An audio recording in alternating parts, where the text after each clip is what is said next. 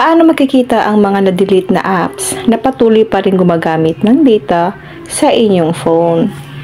Alam mo ba na kahit na na-delete mo na ang ibang application sa cellphone mo, may mga pagkakataon na patuloy pa rin silang kumukonsumo ng data. Kaya kung napapansin mong bumabagal o mabilis maubos ang data mo, panoorin mo ito. Step 1, una, buksan mo ang iyong Google Play Store sa inyong phone. Step 2, tap mo ang profile icon sa taas, sa kanan. Tapos, piliin mo ang Manage Apps and Device. Tap lang natin ito. Step 3, pindutin ang Manage tab sa itaas. Ito, tap mo lang itong Manage. Makikita mo ang mga filter options.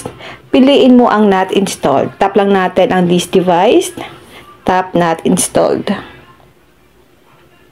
Dito mo makikita lahat ng mga applications na na-delete mo, pero dati mong na-uninstall. Step 4, ito ang lista ng mga applications na posibleng dati mong ginagamit. Makikita nyo po dito guys na meron pa ako dito isang applications na na-uninstall ko na po ito guys dati, pero nagko-consume pa rin siya ng data or space sa aking cellphone. Kung gusto mong siguraduhin na hindi na sila kumukonsumo ng data o nakalink pa sa account mo, i-check mo rin ang kanilang permissions o i-clear mo ang data sa settings ng applications natin.